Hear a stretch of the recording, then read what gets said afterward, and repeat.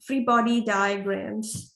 We also did Newton's first law of motion, right? And we started off with Newton's second law of motion as well. Well, we developed that equation, that is acceleration equals net force divided by mass.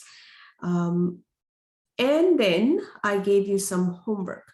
So today's aim, guys, is going to be first to pick up from where we left. So we are going to start our discussion from, first of all, if you have any questions from the homework that I assigned, if you have any issues accessing the questions or any of that, you can bring it to my notice. And if there's any questions that you would like me to work on with you, we can do that. And then we're going to start with Newton's second law of motion. Remember, there are three laws: first, second, and third. So we're going to start with Newton's second law of motion. And then if you take a look at your textbook, there are some questions. There's some nice questions there. So we're going to be doing some problem solving with Newton's second law of motion. And then we'll be going to Newton's third law of motion, and we will be doing a lot of questions, like problem solving questions. Some maybe from the textbook, and then some from the homework sheet. What I've done is I've collected some solid, good questions from a lot of resources that I feel like students, when they study the laws of motion, they should definitely attempt those questions. So that's where I give you the homework from. So we'll do some questions from there as well, okay? And then if there is time, we will do whatever your textbook does after Newton's third law of motion. Let's just start from there, okay? So questions from homework. So this is what the homework sheet looked like. Okay, just one second. I need to go here. Okay, one second. I'm just pulling up the homework that I gave you guys last weekend. And you guys need to be ready with the questions if you have any for me, okay?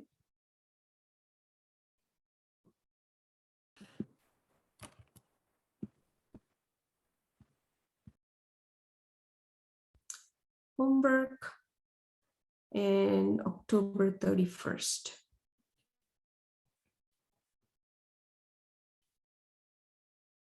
Okay, so here's the homework.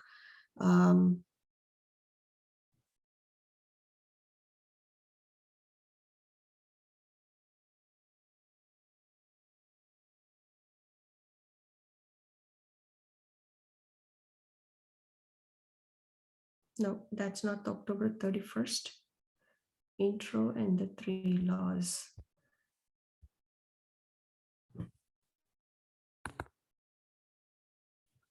Okay, here it is. So any questions from this lesson 1 on forces introduction? This is basically just drawing the free body diagrams. JD, were you there last week, sweetie? No.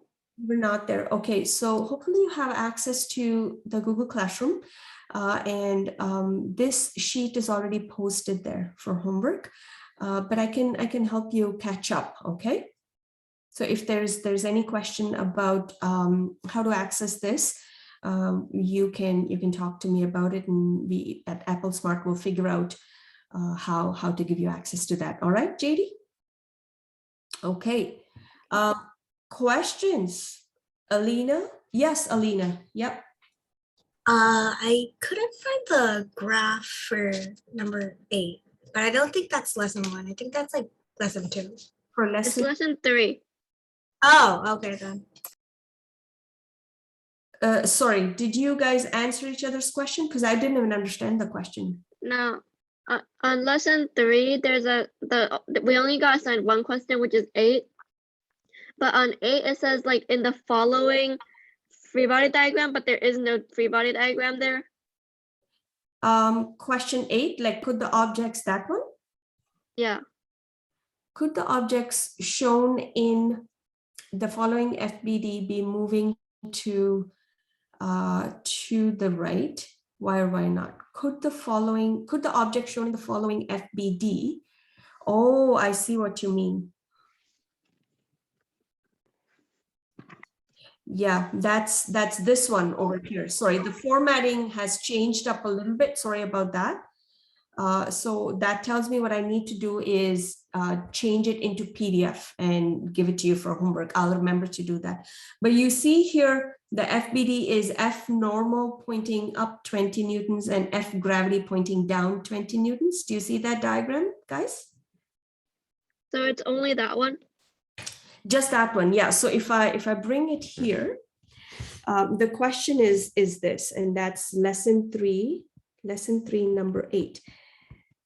So if an object has an FBD that looks like this, there's a downward force of Fg that is 20 newtons, and there is an upward force, that's the normal force, which is also 20 newtons, then the question is this. Then do you think, could the object with that FBD be moving to the right? Why or why not? So imagine an object that has an FBD that looks like this. Could that object be moving to the right? Yes or no? Yes. It could be. And can you give me your reason? Because it doesn't say that it isn't. Like,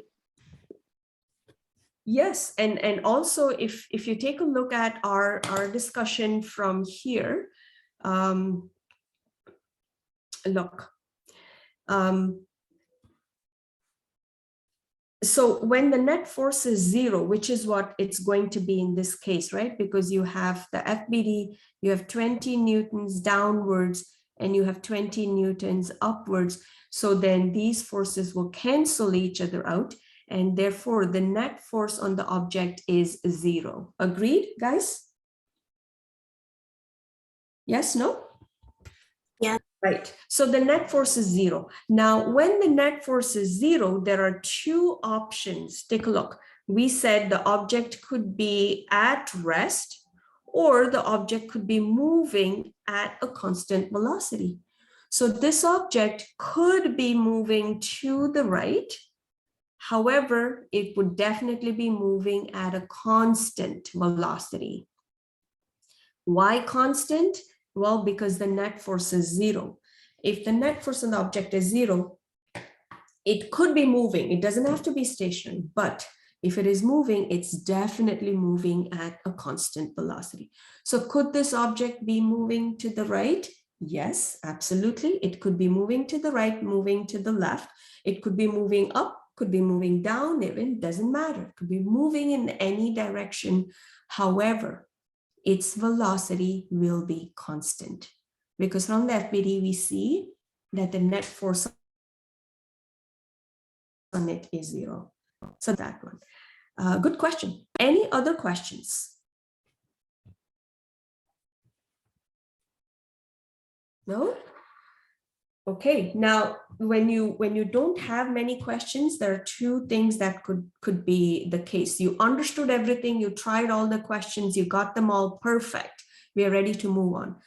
But if you don't have questions, it also means that maybe you never tried the homework. So the second option is a bit scary, okay? With physics, guys, we need to do a lot of practice. Only if you do practice on a daily basis, you become an expert, okay? So make sure that if you didn't attempt the homework from last week, that you catch up this week. Cool? do we need to submit it? You don't need to submit. What we're going to do is, now most of these questions have answers at the end of each question. So you just need to do your self-assessment, and you see if you didn't get the answer given at the end of each question, then you will have to try it again. And if you still don't get it, then we will always start our lesson with taking up homework questions. Okay? I actually have 2 questions. Yes. Sorry, who's this? Alina. Alina, yes. I forgot to raise my hand. I'm sorry. That's okay. Yes, go ahead, Alina. I have a question on number 2 and number 5 for lesson 1. Number 2 and number 5 for lesson 1. Okay. Okay, calculating the net force when the FBD is given. Okay, so hang on a sec. The first one is the floor, 36 up, 36 down, FBD. Okay, now take a look at this one. I think we did this in class. So that pertains to the diagram on to the right. Okay, so we'll see that the 52 newtons up and 52 newtons down, they cancel each other. And then you have 62 to the right, and you have 45 to the left. And so you will see that there's more force on the right side, that's 62 newtons, and less to the left, that's west. And so the net force would be 62 east minus the 45 west. And so the net force is 17 newtons to the east. Does that make sense, Alina? Oh, okay. Yeah, it makes sense. Because, like, I couldn't find the free body diagram. I thought it was something else. Oh, okay. No, sorry. That's the free body diagram, right? Now, the way you determine the direction of the net force is very simple. We're going to keep it very simple. Obviously, the direction in which there is more force, that's going to be the direction in which the net force is going to be. Does that make sense? Yeah. Right, because 62 to the east is more than 45 to the west. So obviously the net is going to be towards the east. And that's why our answer is 17 newtons. And then in those square brackets, let me just point it out to you. So in the square brackets right here, you would put the direction. Remember, for force, you always give me the direction as well, because what kind of quantity is force? Is it a vector or a scalar?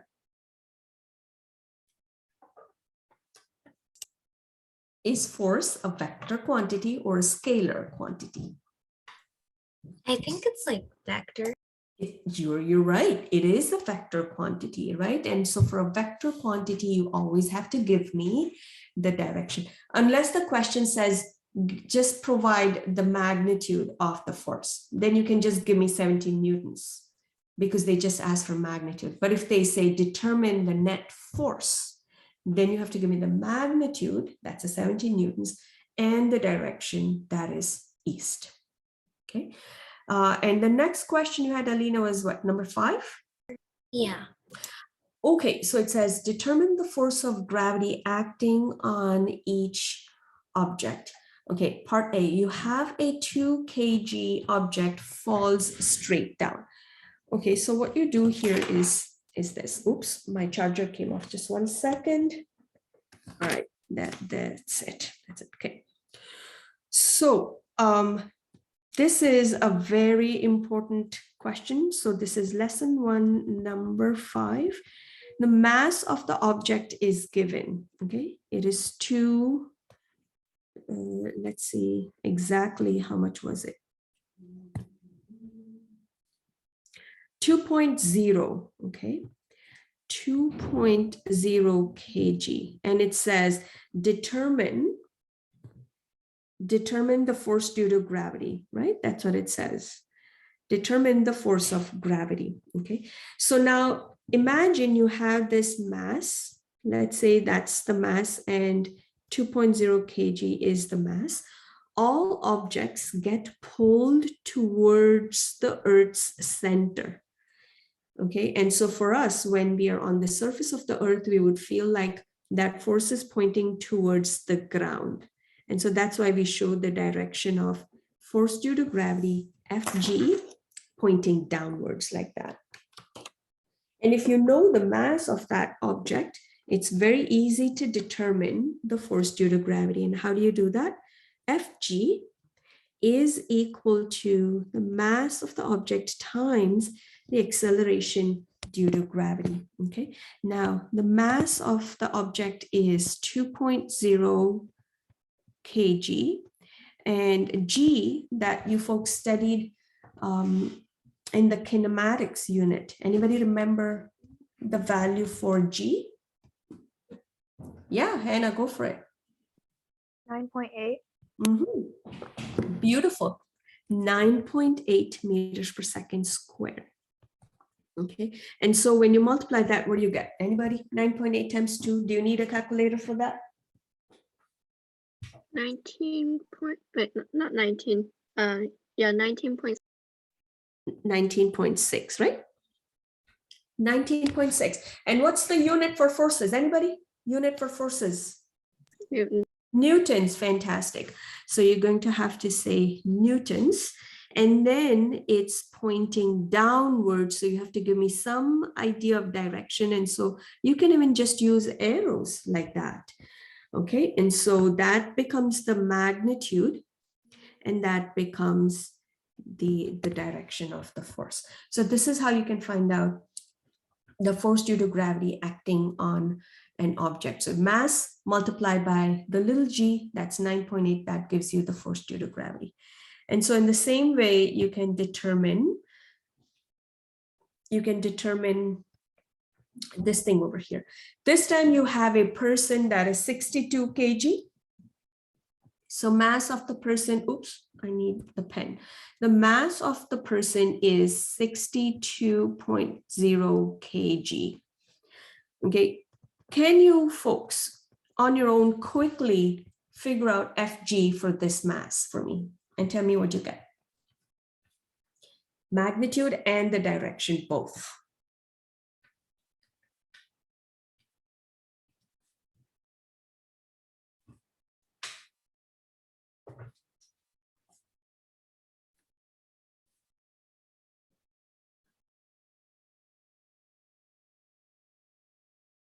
Anybody have the answer?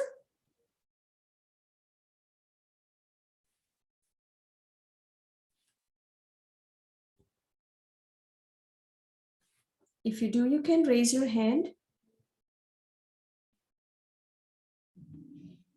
Yeah, Alina, go for it. I got 607.6 Newton. That's right, 607.6 newtons. And in what direction would that be? I think it's down. Down, that's it, because it's force due to gravity, it is going to be down. So does that help, Alina? Yeah. All right, no problem, fantastic. Any other questions from the homework? Okay, cool, guys. So we are going to start now with our next part, that is Newton's second law of motion. Like I said, we already talked about it briefly the other day, and we said that the acceleration of any object depends on two things. Okay, the acceleration of an object is really high, right? And that long arrow represents that it's a high value for acceleration. When that happens, obviously the mass of the object is going to be really low. So smaller objects will have a higher acceleration. It's kind of like this. Let's say you go out to the park and there are two pieces of rocks. Okay, one is a small piece of rock and the other one's like a huge piece of rock. And you kick both those with the same force. Now, which one of the two, small or the big rock, will have a higher speed in the end? Small or big? Which one will fly away with a greater speed? Put your hand up. Yeah, go for it, Alina. The small one? The small one, you got it, right? So it's easier to kick the small one. Maybe the big one will not even budge. It might not even move. It's just going to hurt your foot, right? So smaller objects will accelerate really fast. Smaller object meaning smaller masses will have higher acceleration, okay? Now, on the other hand, if you have more force, if you kick, let's say you have two rocks, okay, same mass, two small rocks, equal mass. and you kick first one with more force, the second one with very less force. So first one with more force, second one with less force. Which one of the two will fly away with more speed? First one or the second one? The first one is with more force. Okay, let me repeat my question. Okay, so let's say you have two identical rocks. Okay, let's call that rock 1 and rock 2. Okay, now rock 1, you are kicking that with 25 newtons of force, right? Imagine you're kicking with your foot with 25 newtons, and rock 2, you're only kicking with 5 newtons of force. Both the rocks have same mass. Let's say this one is 0.1 kg. This one is also 0.1 kg. Same mass. Which one of the two rocks will fly away with more speed? The first one. The first one, and why is that? Because you use more force.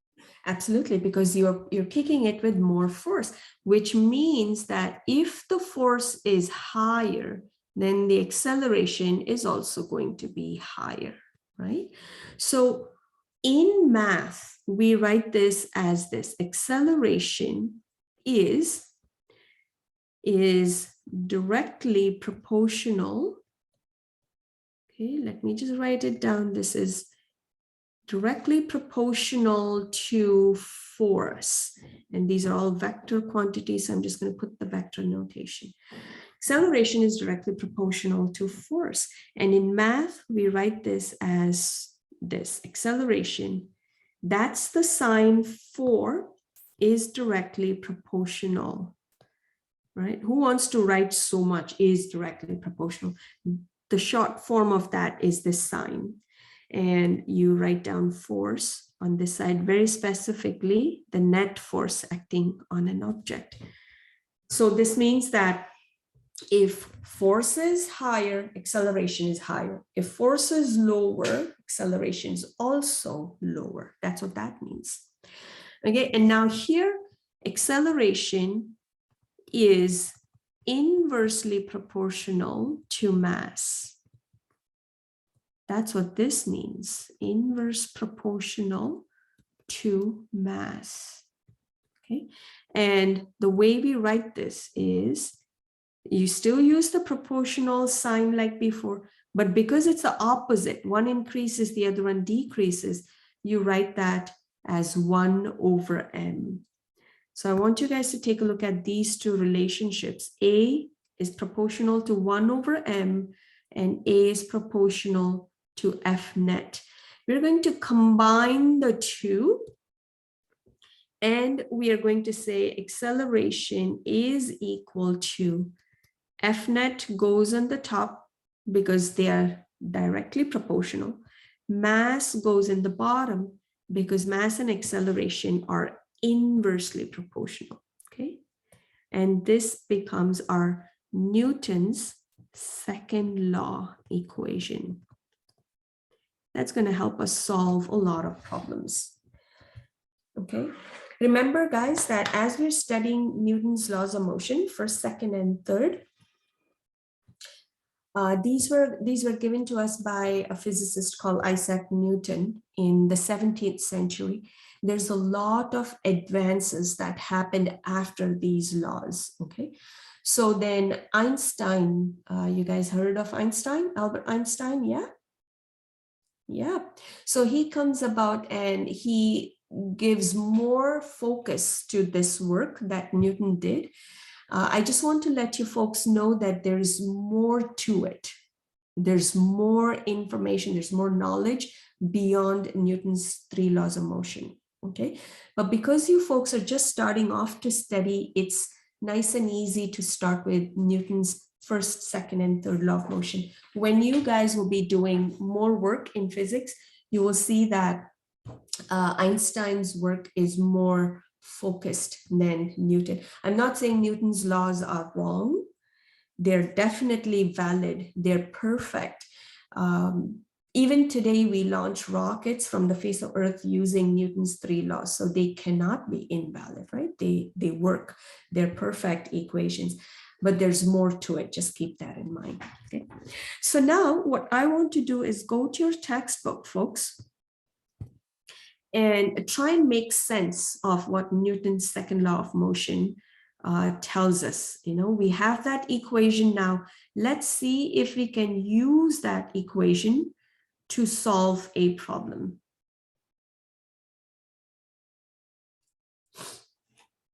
Okay, and in the meantime, remember that you guys can have a discussion, you guys can talk, you can chat with me, you can chat amongst yourself. You don't have to be super quiet like this, okay? Because the more we talk about the topic, the better is our understanding. Okay, you know what happens is the scrolling, after a certain amount of scrolls, it just stops for me. And then it just skips. So I think I need to go to page around 150 is where we have this. Newton's third law of motion, okay.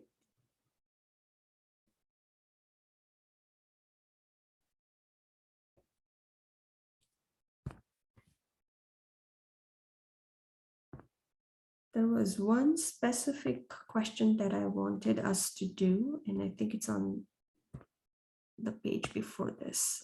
Here it is. Okay, so take a look at this example over here, okay? So we have this, prior to manned space flights, rocket sleds were used to test aircrafts, missile equipment, and whatnot. Okay, so I'm just going to take this picture here and bring it over so that we can scribble all over it. Because this is a PDF, it's not going to let me scribble all over it.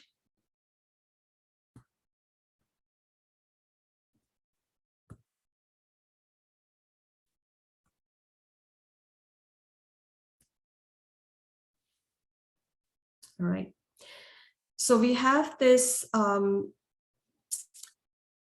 vehicle that's sort of pushed by 4 rocket sleds. You will see this one is rocket sled number 1.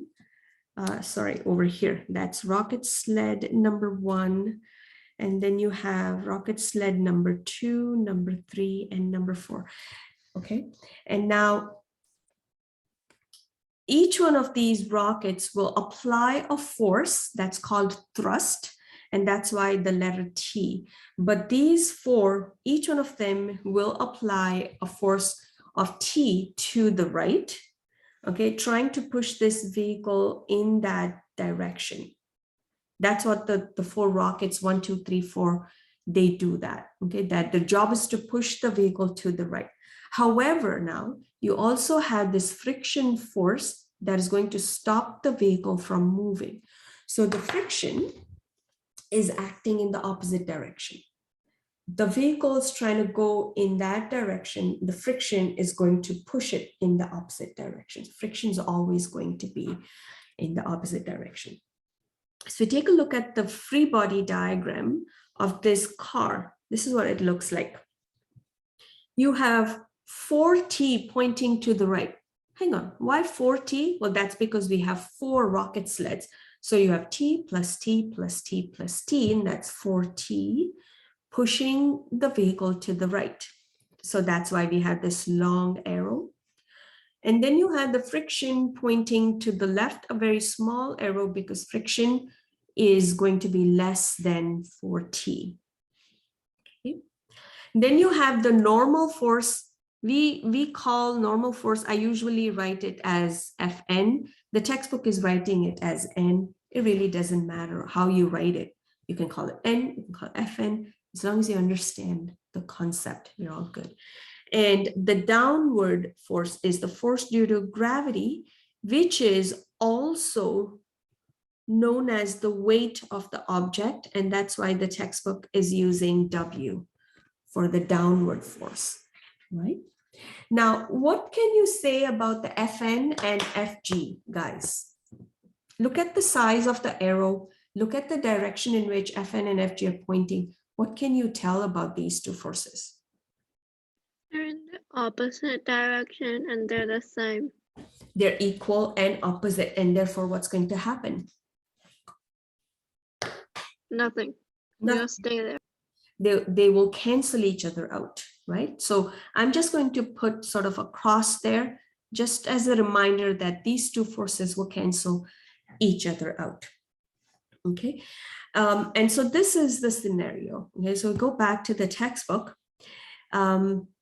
What is it asking us to do? It says calculate the magnitude of force exerted by each rocket, that's called the thrust T, for the 4-rocket propulsion system shown in the diagram.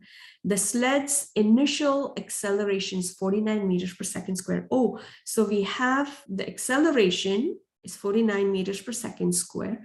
The mass of the system is 2100 and the friction is 650. Okay, so we have these values given to us. Acceleration is 49 meters per second square. The mass was given and the friction force was also given. And I already forget what that was. Let's go back. Lily, can you remember the mass for me, please? 2100. And Hannah, can you remember the friction, please? 650 newtons. Okay, Lily, what was the mass? 2100. 2100, thank you. 2100 kilograms. Friction, Hannah? 650 newtons. 650 newtons, thank you. And the question was, how much is going to be the thrust? So what's the force applied by each rocket sled? That is T. That's question. Okay, so that's what we need to determine. And so what are we going to use here? We're going to use the Newton's second law equation. And what's that equation? It is acceleration equals F net over mass. Now, technically speaking, folks, you do have to put the vector notation. But in problem solving, I allow my students to drop the vector notation as long as you remember that acceleration and force are vector quantities. So if you want to drop the vector notations as you're paying more close attention to problem solving, it's absolutely okay. Okay, so the question is, what is T? Okay, so now let's try to figure this out. Now look at the FBD over here. We said the normal and the gravitational force cancel each other out. There's a rightward force of 4T. Let me redraw that. I have a rightward force, which is really big, 4T. And then I have a leftward small force that is friction force FF. Do you think that there's going to be a net force acting on the vehicle? Yes or no? Or is it going to be 0? There's a force. There is a net force, that's for sure. And can somebody else tell me in which direction that net force will be? Right or left?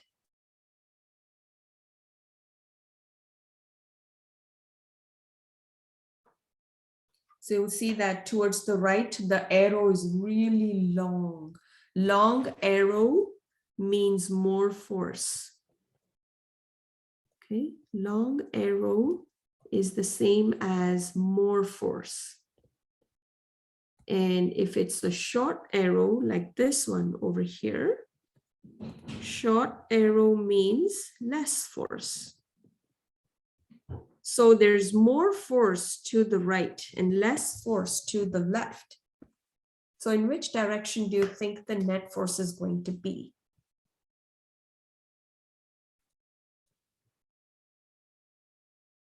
To the right or to the left? Right. To the right. And why is that? Because the right has more force, so it will go towards that way. Perfect. So there's more force to the right. So obviously the net is also going to be to the right. Okay. So how would I go ahead determine the net force? I know that we don't know the value of T, But can I not say the net force will be take whatever 4T and then subtract the friction force from it? See if this makes sense. So I would take 4T minus the friction force. When I do that, this is going to be my net force. See if this equation makes sense to you guys. Okay, if this doesn't make sense to you, you need to stop me. Say, Ms. D, hang on. I don't get it. Okay, so then we discuss it further.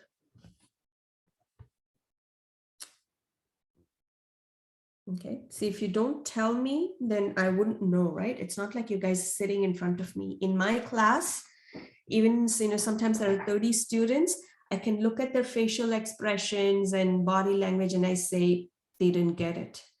But when you're hiding behind that camera, I cannot even read your facial expressions to see whether you understood or not. So you will have to put your hand up or stop me and say, Miss, I did not get this.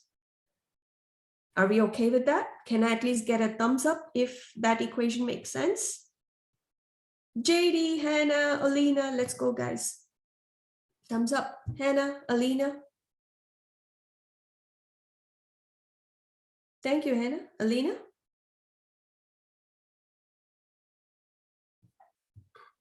Alina, can you hear me? Yeah, you can put your thumbs down, ladies. Thank you. I just don't know if Alina is able to hear me or not. Okay, so now what we're going to do is this. We know that the acceleration, the acceleration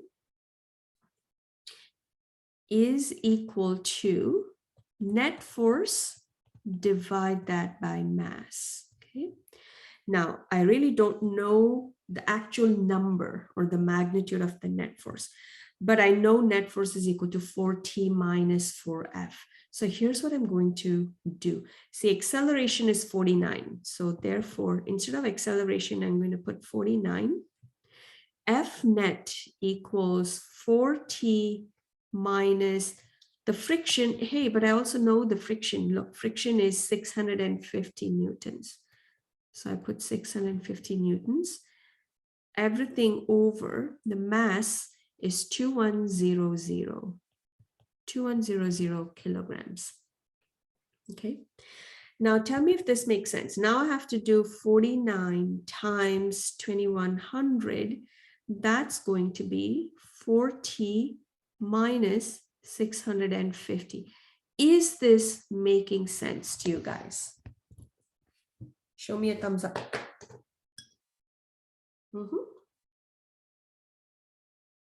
Thank you, Lily.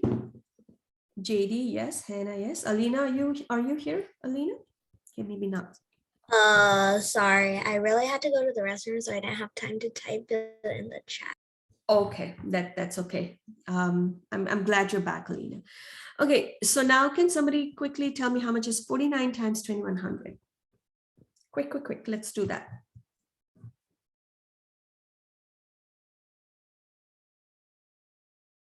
100 or 2,900.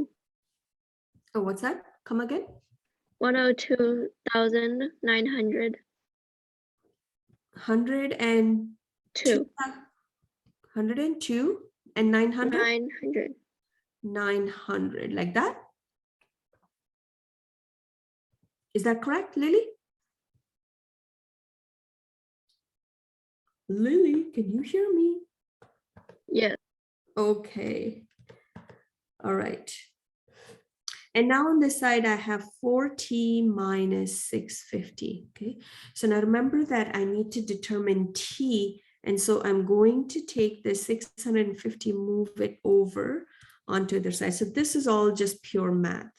So I'll do 102,900 plus 650. I hope you guys are all okay with this. Okay, so to that now add 650. And so this is going to be 103,550, and that's equal to 4T. And now you have to divide both sides by 4 to figure out the value of t. Therefore, t is going to be whatever that number on the top, divide that by 4. That is going to be 25,887.5 newtons. So each one of those rocket sleds over here that I've labeled 1, 2, 3, 4, they are going to push your sled with how much force? Well, we just found out that it's about 25,887. Each one of these, right? So 25,000. So this would be 25,887. This would also be that, this would also be that, and this would also be that. So when you add these together, you get this value, the total for T, that is 103,550 newtons. Any questions about this problem?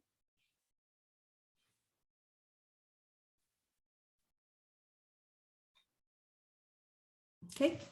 So let's take a look at the textbook again. Let's see if there's any more question like this. I want you guys to try one on your own. Okay, so the textbook is giving the answer in scientific notation. So let's also do that. Okay, let me see if it's also in significant digits. 1 second. Yep, it is in significant digits. Now, let me ask you this, guys. Have you guys done a lesson on significant digits when you got introduced to this course? You have? Lily, is that a yes? Yeah, we learned significant digits in chemistry. Oh, in chemistry. Okay, how about other people? Were you all together in that chemistry class? JD, Hannah, Alina, you guys know how to calculate significant digits? Okay, how about you, Alina? Yeah, I was in the same chemistry class. Okay, so you guys know significant digits. That is fantastic. Okay, so now if you take a look at this value for acceleration that we have, how many sig figs is that? 2. 2, perfect. How many is that? 4. Is that 4 or 2. 2? 2, that is 2. Those two zeros don't appear after a decimal point.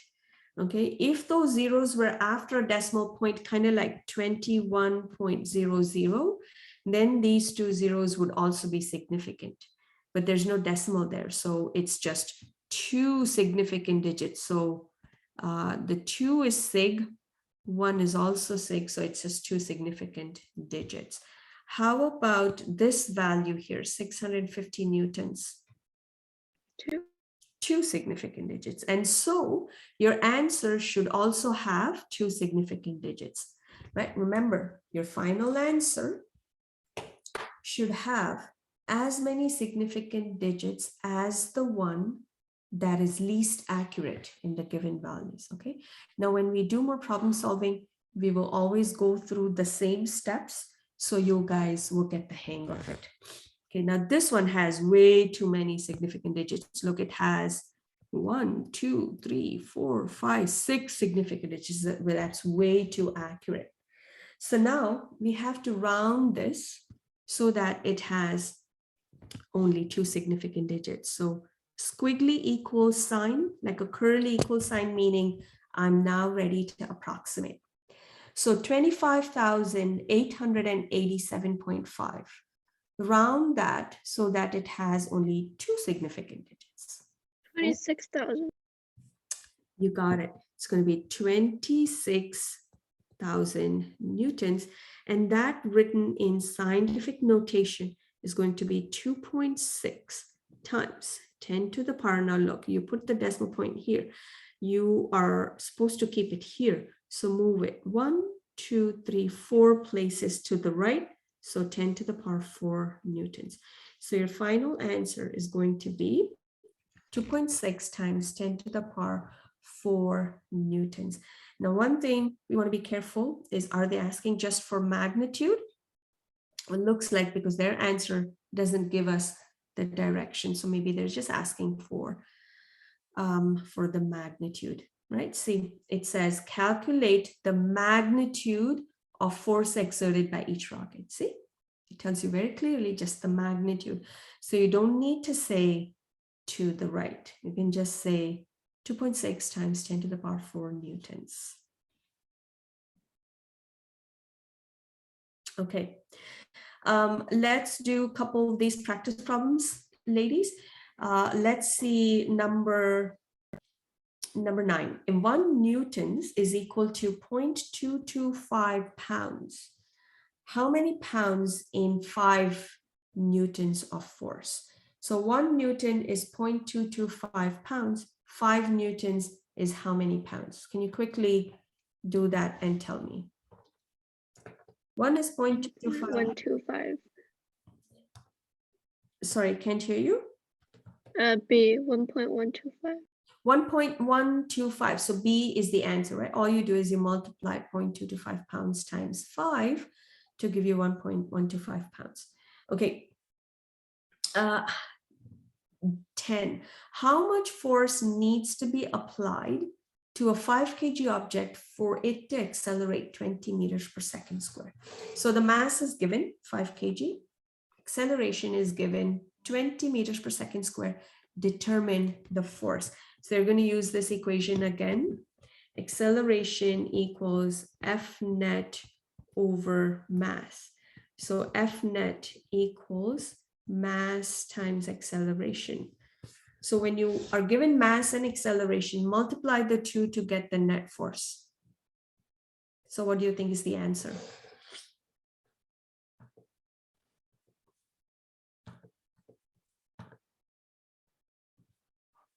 Yeah, Chelsea, welcome to class. Chelsea, let's go for it. 100 newtons. 100 newtons, that's right. So you do 5 kg times 20 meters per second squared. That gives 5 times 20 is 100. So 100 newtons is your correct answer. Okay, now take a look at 11. What is the mathematical statement for Newton's second law of motion? Which one of those 4 is correct? A. A is correct. That's right. F equals ma. It's just that they're not writing F net. Technically, it should be the net force that's equal to ma. And why is that? Well, look, in our FBD for this diagram here, look, there are so many forces acting on the object. You have 4T acting to the right, F to the left, N to the top, and W to the bottom. There are 4 forces. And so if you just say F equals MA, okay, the natural question is, well, which force am I going to use? Am I going to use 4T, F, N, or W? Which one of the force? Well, it's not just any one of the force, it's the net force acting on the object. That's the force that goes into that equation. And so remember that. Although the textbook doesn't tell F net, it is F net equals MA. Okay. Number 12 and 13, you guys can do that on your own. We can now move on to Newton's third law of motion, unless I go to the homework that I'm going to assign today. Let's see if there's any question that I'd like for us to do there. Newton's second law of motion.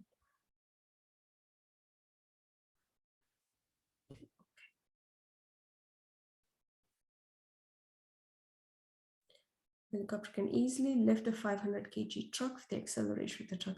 What's the net force?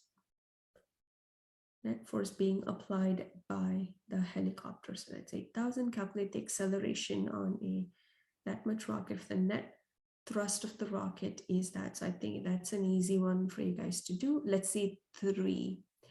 A jet reaches a takeoff speed of 95 meters per second in 50 seconds, while a jet fighter reaches 60 meters per second in 3 seconds. For each plane is that, find the net force applied to each. Okay, Do you guys want to try number 3? Just want to make sure you understood the concept, and then we can move on to the third one. Number 3.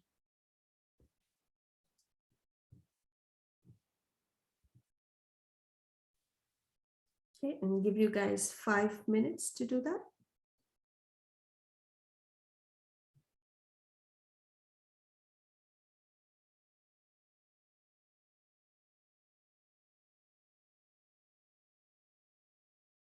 The hint over here is you'll have to use something from your previous unit in kinematics.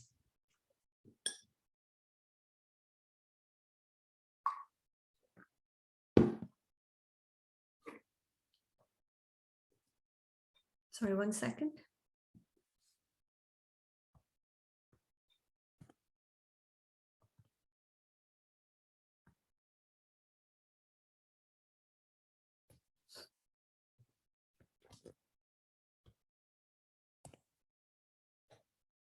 So I'm just going to bring it over here. There. Okay. So I'm just going to give you a hint. You know that the jet reaches a takeoff speed of 95 meters per second in 50 seconds, meaning it goes from 0 meters per second to 95 meters per second. And the time for it to go from 0 to 95 is 50 seconds. Okay, so the hint is this. This is your VI, initial speed of the jet is 0. Final is VF, and delta T is 50. Okay, so use your background knowledge to see if you can determine the acceleration from these given values. Then do the same thing for the jet fighter. It goes from 0 to 60 in 30 seconds. So this one goes from 0 to 60 in time 30 seconds. See if you can determine the acceleration here. Now, mass of each jet is the same, 8 times 10 to the power 4. And now they're asking us to determine the net force applied on each. So see if you can do something to get me the net force.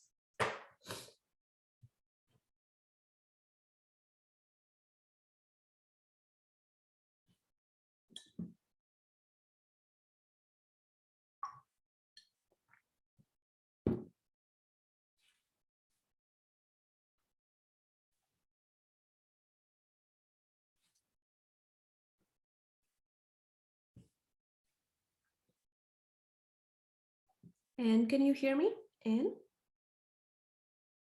Yeah. Okay, perfect. Okay, folks, if there are any questions, please ask.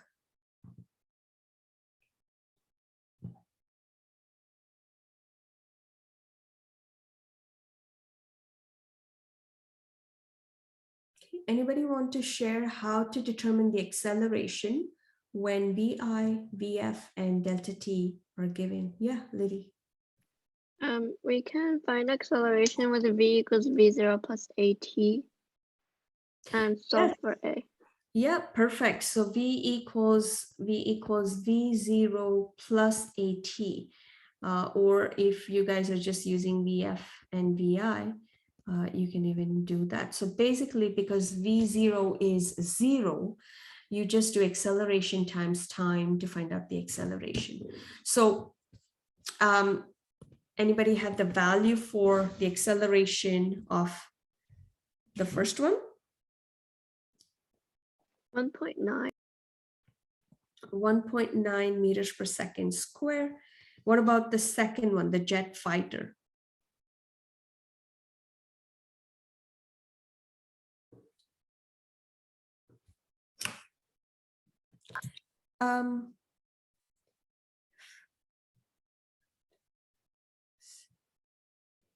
So you would have to do 9. I got 20.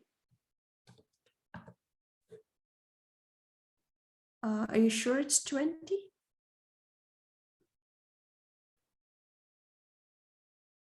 Yeah. Okay.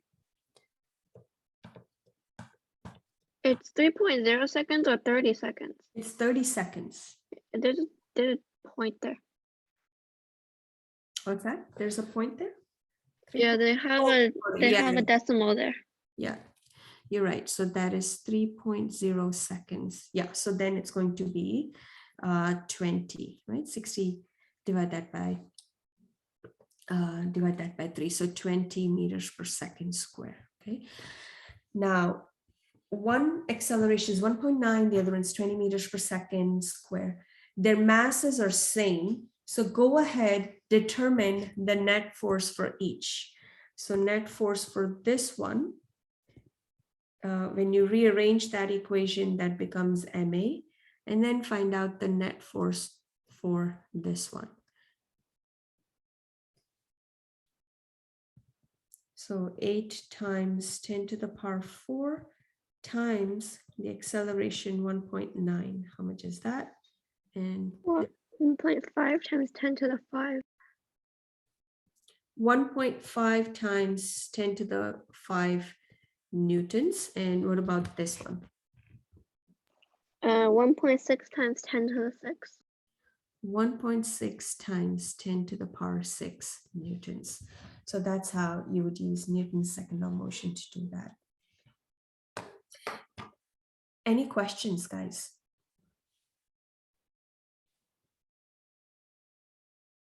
Okay. So for homework, from this section, I know I gave you this last one already, but I'm going to ask you guys to do 3 questions from here. Okay, I want you, can you jot it down, please? Can you jot it down, somebody? In the end, we'll compile it together. Okay. So let's see this one. 1,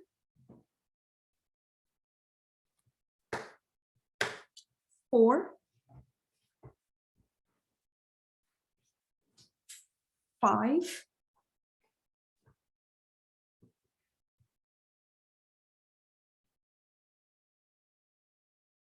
1, 4, 5.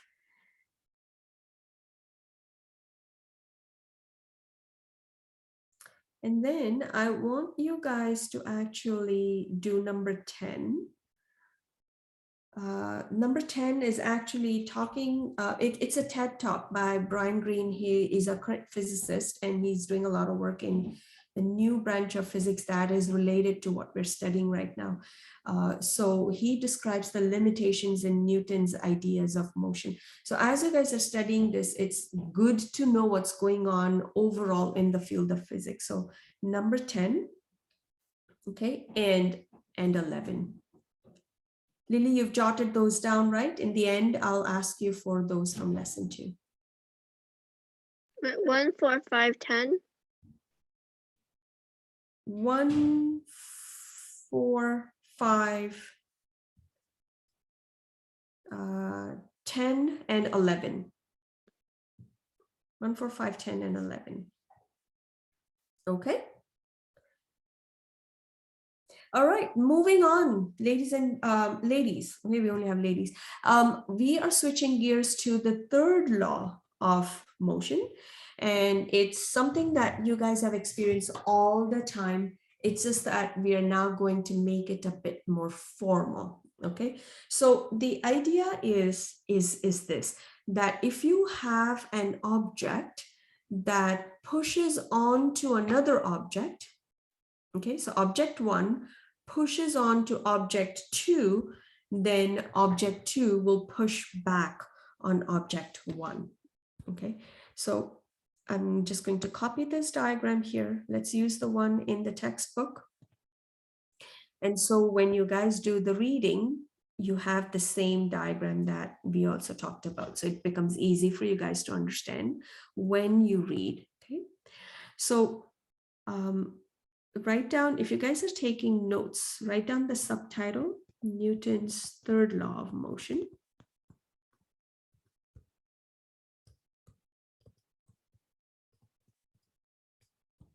Okay, so what it is in the nutshell is, now you will see that as this person tries to swim away, she's going to push with her feet onto the wall behind her. And that's what is shown by this red arrow pointing to the right, where it says F feet on wall. So what that means is that the force that the feet applies onto the wall is pointing to the right. Okay, now I want you guys to imagine you are that person. So you are pushing onto the wall in that direction. Okay, how is it that when you're pushing the wall in that direction, you move in the opposite direction? Okay, remember this now. Before you do the pushing action, your original speed in the water is 0. If you want to start swimming, now your speed will have to increase from 0. So your new speed, let's say you want that to be 1 meters per second. So you hope to go from 0 to 1 meters per second, meaning you want to accelerate. Now, can you accelerate without the use of any net force? If the net force on your body is 0, can you accelerate? Okay, going back to our lesson. Yeah, did somebody have their hand up? Our lesson from last week. Look at this flow chart over here. If you want to accelerate, can your net force be 0? Yeah, Chelsea. No. No, it cannot be. Because if your net force is 0, then what you might be doing? What are the two options that you might be doing? If there is 0 net force acting on your body, then what are the two options? You could either be, yeah, Chelsea, go for it. You're at rest. Or Constant velocity. that's right. You could either be at rest. So if there's no net force acting on your body, you could either be at rest in the water, in the swimming pool, or you could be moving at constant velocity. You cannot accelerate if the net force on your body is 0, right? And so now if this girl wants to go from 0 to 1 meters per second, which means that she needs to accelerate. Acceleration is required. Therefore, net force is required. Without net force, you cannot accelerate. So the question is, we know that when you push back onto the wall, your speed goes from 0 to 1 meters per second and you swim away, meaning you accelerated, meaning there was a net force acting on you. Well, the question is, where's that net force coming from? It's only your foot applying a force on the wall. But who is applying a force on your body that's making you accelerate is the question, right? Well, it turns out that if you push onto the wall is going to push you back with the same force in the opposite direction. And that's why you see you have this. When you push, your feet pushes onto the wall to the right, the wall will push onto your body to the left with the same amount. And so it is this force right here, that is applied on your body by the wall. That's your net force. This is the net force that causes your body to accelerate. Okay, and so you will see that there was an interaction between your foot and the wall. That's within this black box. There's an interaction between the foot and the wall. The foot pushes the wall pushes the foot with the same magnitude in the opposite direction. Okay, so this is what Newton's third law is. There's nothing more to it. So I want to go back here and then read out the law to you guys and see if it now makes sense. Okay, so take a look at that bolded part where it says Newton's third law of motion, oops, states that, you guys see it where it's bolded, Newton's third law of motion? Yes, on your screen that I'm sharing. Yeah, it states that whenever a first object exerts a force on the second object, the first object also experiences a force equal in magnitude but opposite in direction to the force that it exerts. Okay, so coming back to our diagram here, now let's see what that means. Okay, so if this girl is going to exert a force on the wall, she herself will also feel a force of the same magnitude but in the opposite direction. So if she pushes the wall with 8 newtons to the right, 8 newtons to the right, then the wall will push her 8 newtons to the left. If she now pushes the wall with more force, let's say 10 newtons to the right, the wall will also push her more with 10 newtons to the left. Whatever force object 1 applies on object 2, same amount of force is applied by object 2 on object 1, but in the opposite direction. Okay, and this happens all the time, Okay, what I want you guys to do right now is this: stand up. Okay, stand up, find a wall in your room like I'm finding.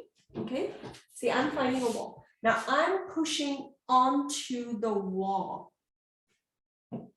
Push onto the wall. Okay, push hard, push really hard. The wall's not going to move, but you're going to feel a pressure on your palm if you actually did that. Did you feel that pressure on your palm? Right.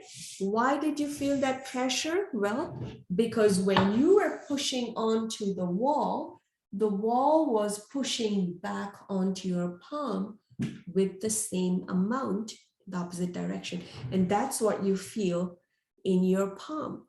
Okay. Same thing happens if you push down on your desk. You push down on your desk. Okay. The desk is going to push your palm back. So this happens whenever there are two objects interacting with each other. Always works like that. Okay, so this is Newton's third law of motion. Now let's see if we can do a problem to actually understand this better.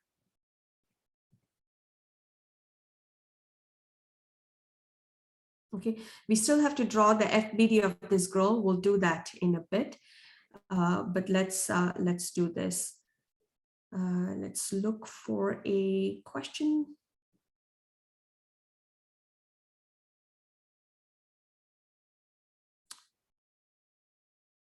Okay, no questions here. Okay, maybe we'll come back here to do this one. But let me go here. Maybe I have questions on that here. Homework forces. Newton's third law of motion.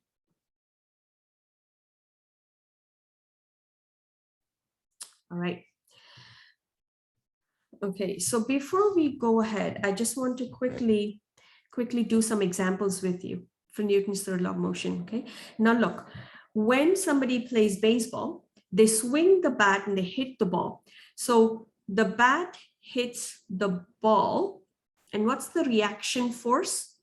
The ball hits the bat. So what do you mean by reaction force? Here's, look, this force over here, the force with which the girl pushed, this one right here is called the that's called the action. Sorry, my bad. Okay, let's make this less busy. Okay.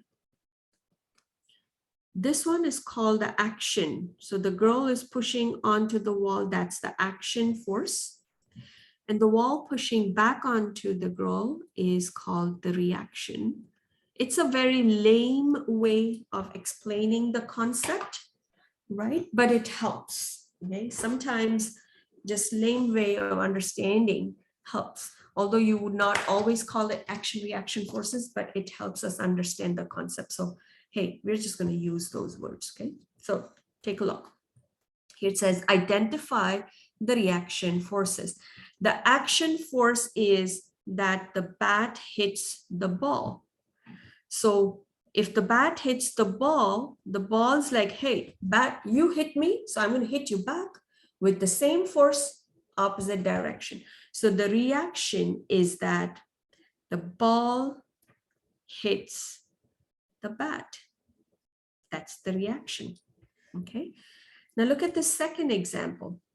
Okay. Man pushes the car. That's the action. Man is pushing the car. So what do you think is the reaction?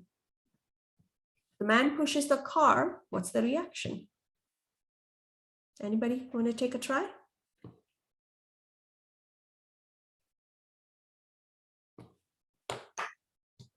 If I push on my calculator will push me back. If I push on my book is going to push me back. If I push onto a car, then what's going to push me back? The car will push you back. The car will push me back. So that's the reaction. So man pushes car is the action. Car pushes man is the reaction, right? And that is the reason why if unfortunately the guy was standing on ice, then because of the car pushing to the man, he's going to fall, right? That's the reason why he would fall if that was ice. Okay, now look. The school bus was traveling further and a bug just comes and collides with the windshield. So the bus hits the bug. That's the action. The bus hits the bug. What's the reaction?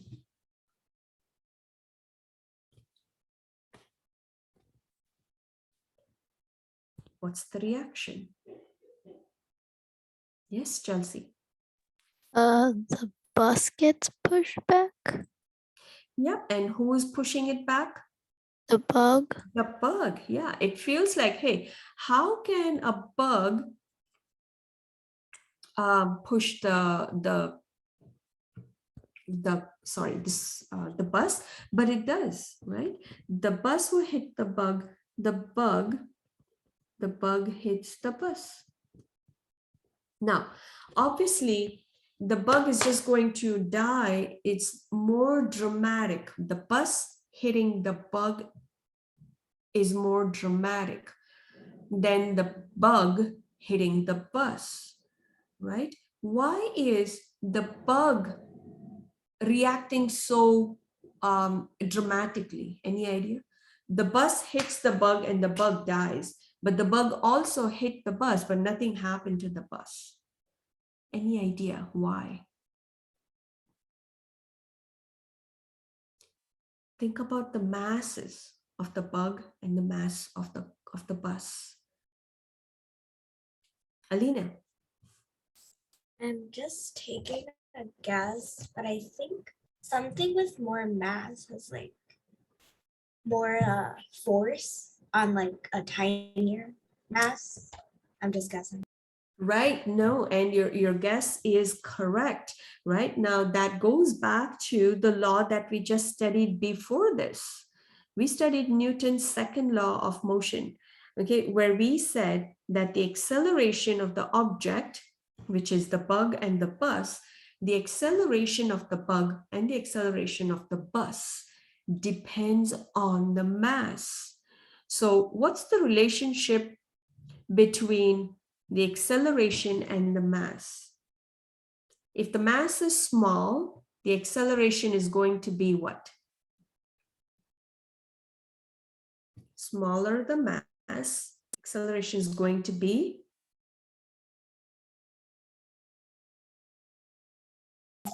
Smaller. smaller or bigger? Look at my thumbs. Mass is smaller. That's why I'm putting thumbs down. The acceleration will be, yeah, Chelsea? Bigger. It's going to be bigger. Smaller the acceleration, bigger, sorry, my bad. Smaller the mass, bigger the acceleration. Remember you guys talked about the small rock and the big rock? You hit both with the same force. The small rock is going to accelerate more. So smaller mass, bigger acceleration. So now, which one of the two, the bug or the bus, has a smaller mass?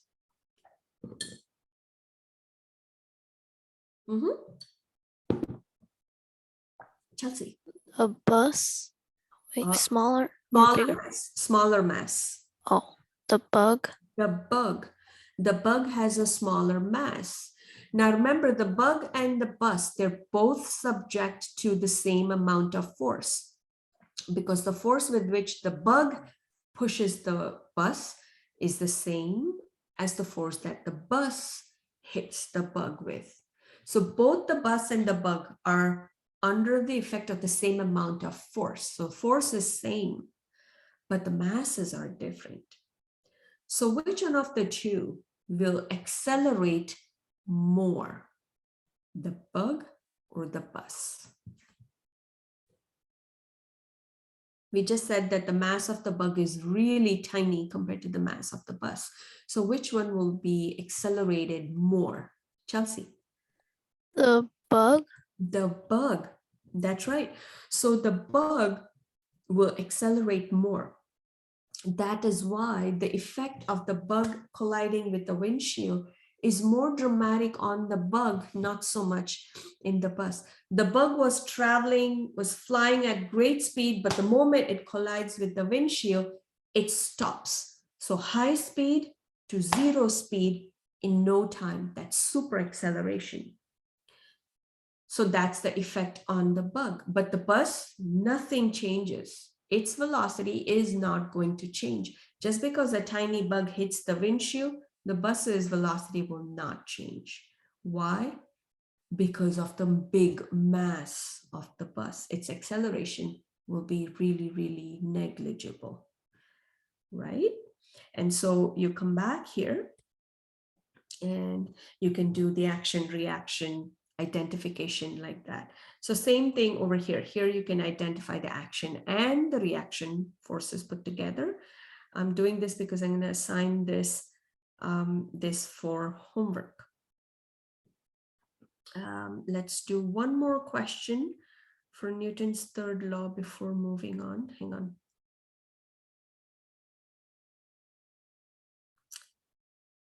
Okay, let's do number 2. Okay. So I'm just going to copy that and bring it over. This needs to get out of my way.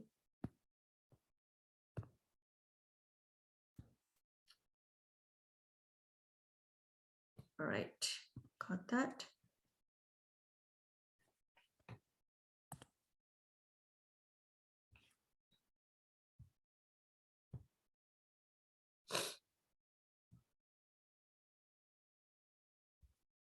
All right, so we have two people, Nobel and Maham, are wearing inline skates.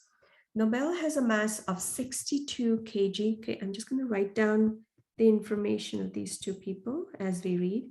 So Nobel has a mass of 62 kg and pushes on Maham, whose mass is 54. So Maham has a mass of 54 kg. Okay. So both these people are wearing inline skates and Nobel pushes Maham. And because of that push, Maham will go through an acceleration that is 1.2 meters per second squared to the left. Okay. Assume that no friction acts on either person. Part A, determine the force that Nobel exerts on Mahem. Okay, so let's just quickly draw a meaningful diagram. So they're both wearing skates. This is Mahem, and this is Nobel, also wearing inline skates. Okay, and Nobel pushes onto Mahem, and Mahem will actually accelerate in the leftward direction. So I'm going to say acceleration of Mahem is 1.2 to the left. Mass of Mahem is also given 54 kg. And there is no other force acting on it because the question says friction is 0. So let's draw the FBD of Mahem. Okay. Can you guys list all the forces acting on Mahem?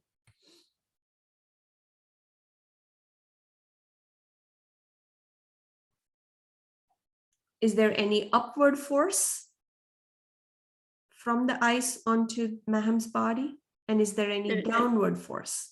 There's the normal force going up and the gravity going down. Correct. Beautiful. And what do you think will happen to them? Because they're equal and opposite. They cancel out, so nothing happens. Right. So they're going to cancel each other out. So I'm not even going to bother drawing them because they're not going to mean anything. They cancel each other out. Okay. So normal force and force of gravity gone.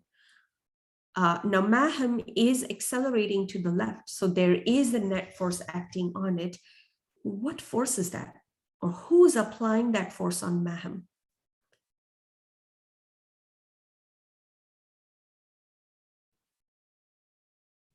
Read the question. Is Mahem being pushed by somebody? Yes, Alina. Mahem is being pushed by Nobel. That's right. Nobel is actually pushing Mahem. And now it says that Mahem is accelerating to the left, and therefore, what's going to be the direction of the net force also on Mahem? If she's accelerating to the left, then the net force should also be in what direction? Negative? Sorry, say that again? Negative?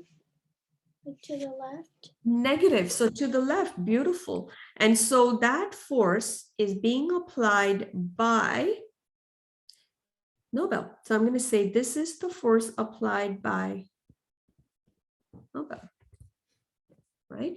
And the question is, how much is that force? Look, it says in part A, it says determine the force that Nobel exerts on Mahem. So that's the only force acting on Mahem. So the force that Nobel applies on Mahem is the net force. So F net on Mahem is equal to the force applied by Nobel. So if you know the mass, you know the acceleration, how do you find out the net force? What's the equation? F net equals what?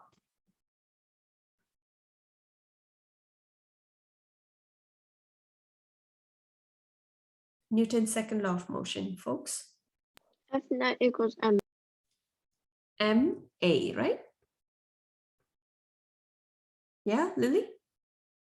Yeah, F net equals MA, okay? So you can easily figure that out.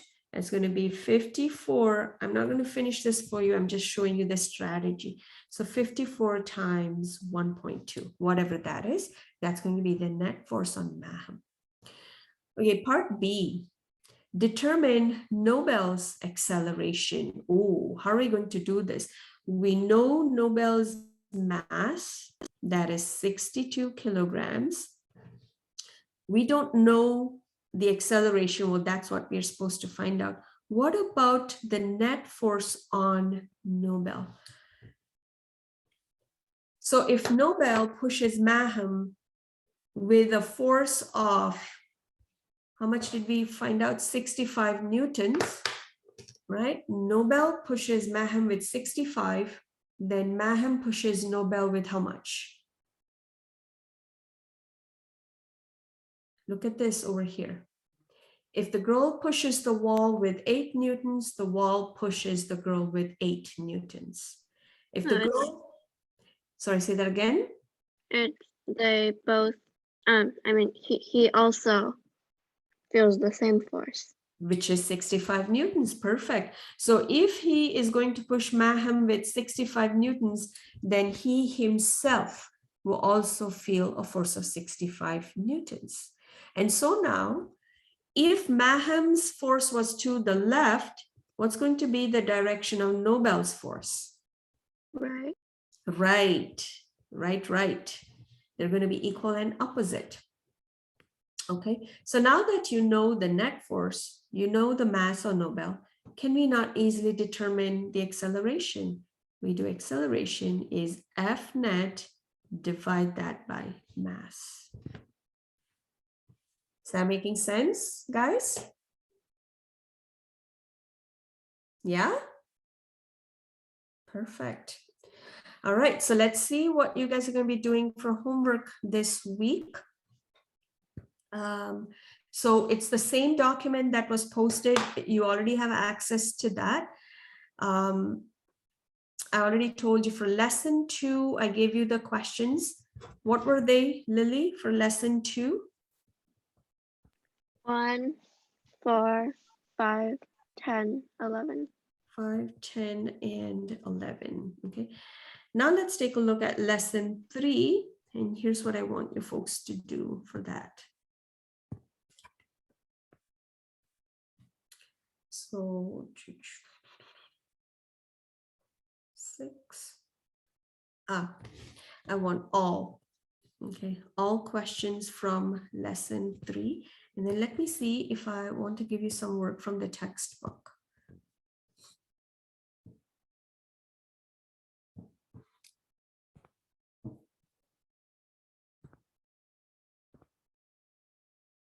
I feel like they should have, yeah, end of the chapter questions.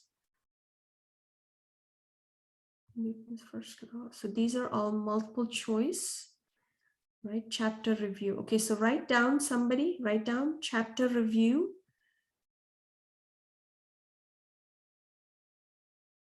And let's see what page that is.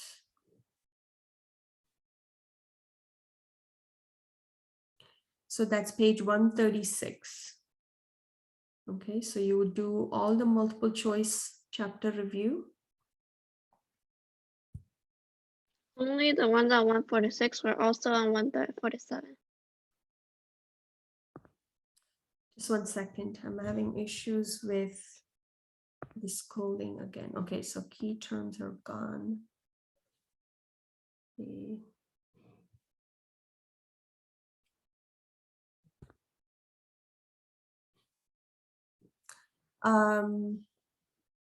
No, just all the multiple choice questions.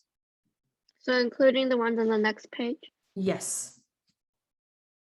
Okay, and what I'm trying to find here is if you have The homework you posted on the Google Classroom. yes, so this sheet, I don't know who asked me that question. This sheet is already posted on Google Classroom. The one that I'm giving from my Okay, own. so is it like all multiple? No, from the sheet, from this worksheet, you're doing only these. Lesson 2, Okay. 1, 4, 5, 10, 11, lesson 3, all of them. So take it down, okay? Take this down. Also, can you send me the class code for Google Classroom? The class code for Google Classroom, yes, I will do that. I will find that out. Let's see if there is somebody else from here for the class code. I will make sure you have it. Sorry, who's asking this question? Me, JD. JD, yes, I will send it out, okay? Okay. So that you can join the classroom. Going back to the textbook, I know I'm going a bit over, but bear with me, guys. You can do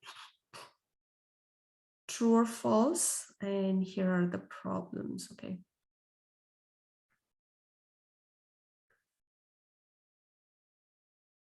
Do problems 21, 22, 23.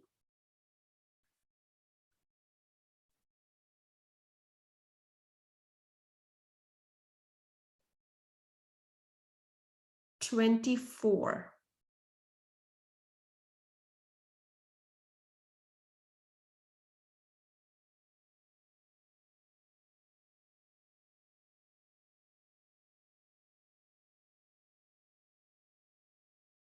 All right, that's it. So from the textbook, did anybody take this down? I just want to write it down so people know what's for homework from textbook. 21 to 24, right? Yeah. Yeah, Alina. So what were the questions from the textbook? So chapter review, I gave you some questions from there. Anybody wrote down? Can you tell me what that was? I think it was 21, 22, 23, and 24. 23, thank you. 24. And then problems.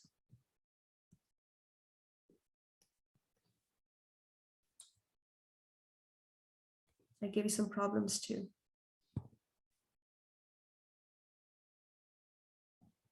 Anybody wrote that down? Oh, sorry. I think Those You- were the problems, no? 21, 22, 23, and 24 were the problems. And I think you said all the multiple choice questions from the chapter review. Right, right. Yeah, that's what I meant. Okay, so let's just say these were the problems, right? These were the problems and multiple choice all. So that's going to give you a good description of everything we've done. Multiple choice, just do all of them. For me, page 136 is not the review. Page 130. So basically, I want you guys to do all the multiple choice questions from the chapter review, whatever page that is. Never mind, it is. Okay. I think it has Great. like extra pages. Okay. Okay. So are we good, guys, on what's for homework? Yeah. Okay. Fantastic, guys. That brings us to the end of our session, and I'll see you all next week. Okay. Bye. Thank you. Bye. Bye. Take care, folks. Bye. Bye.